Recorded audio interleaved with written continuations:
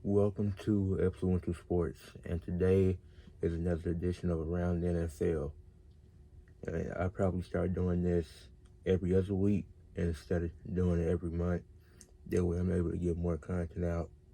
But for the second edition of Around the NFL, first we're about the 49ers.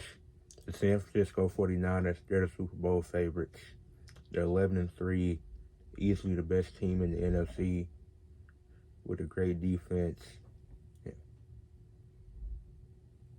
Have a great offense with Purdy, CMC, Debo, Ayuk, Kittle.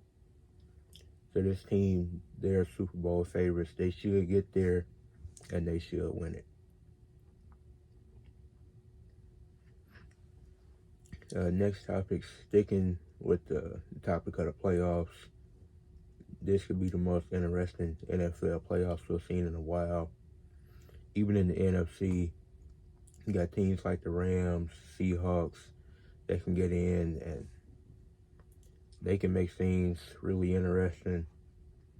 Then you still got the Eagles and Cowboys who they're a tier above a team like the Rams, but they're just not on the same tier as the 49ers. But they still they have a chance of winning. And then in the AFC, there's no clear-cut favorite. I mean, the Ravens are the best team right now, record-wise, but we know Lamar hasn't been great in the playoffs. That could change this year. I mean, the Bills, they're in the playoff picture right now. They can make it. Still got teams like the Colts, maybe the Texans, depending on what happens. But then you still got the Chiefs they still had a pretty good season. They haven't looked great this year, especially the receiving core. But Rasheed Rice is emerging, and Patrick Mahomes is still the best quarterback in the league. The Steelers could get in. They probably won't do anything in the playoffs, but this year could make for the most interesting NFL playoffs we've seen in a while. Because there's really no, outside of the 49ers, there's no team you can go where you can look at them and say they're guaranteed to go to the conference championship. Then next comeback player of the year is it should be renamed to most improved, because last year Geno Smith won comeback player of the year, but he didn't come back from an injury or anything. He was benched the season before that. So like last year should have went to Saquon Barkley. This year there's been rumors and reports of somebody like Joe Flacco winning comeback player of the year. But that's like a most improved situation, because it's not as if he came back from an injury or anything like that. So the comeback player of the year should be renamed to most improved, or you just make it a separate award and have a most improved player for the NFL and comeback player of the year.